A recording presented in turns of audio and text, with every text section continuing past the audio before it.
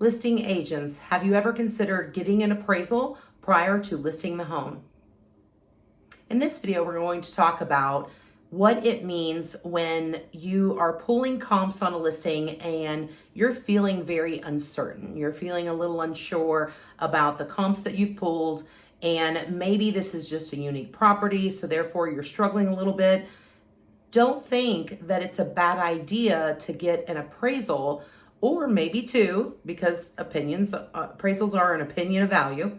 Maybe you want to get one or two prior to listing the property. And if the property is a higher end property, that might be something to really consider to level up your pricing and know that your pricing is more accurate.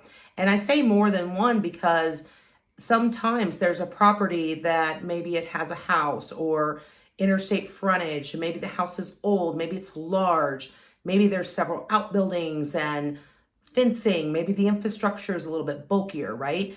There's things about this house. Maybe you have a newer house with larger square footage than the neighborhood would demand, or surrounding houses that your comps are pulling. There's all sorts of items and reasons to get an appraisal prior to listing.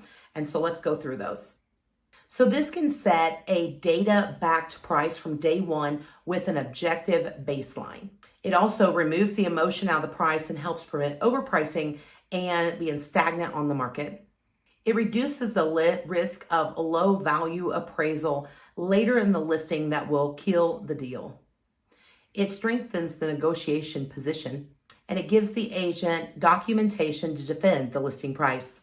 It also helps manage seller expectations. If a seller is extremely overpriced in what the comparables should be, bringing in that other professional to verify that price may help you go further with it and getting the seller where they need to be. Occasionally, this will also flag surface issues that may come up later in the deal.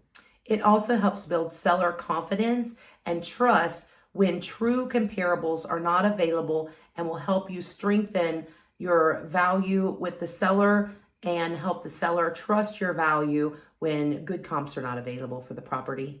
This can also be a marketing asset and something to keep in your back pocket in case you need to pull it out and say, look, this is what we've got. This is the appraised value. And when you've got a unique property versus the cost, it is truly a great tool to have in your arsenal. So definitely keep in mind that this is something you can use. Now, whether or not you pay for it or the seller pays for it is truly based on your opinion and what your business practices are. Keep in mind fair housing. If what you pay for one, you have to pay for the other if you decide to do that, because you want to be treating all parties fairly. So definitely the listing agent can just pay for it if it's expensive property. You know, if you're going to make a $20,000 commission, why not spend $500 or $600 on an appraisal, right? That is the easiest tool that you could have to solidify your pricing.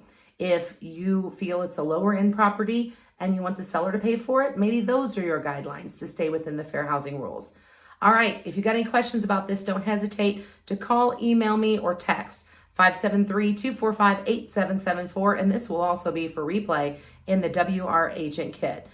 If you have any questions, there's also a field guide and a seller resource for you to use with a seller if you feel like you want to get an appraisal prior to actually pulling the trigger on listing prices.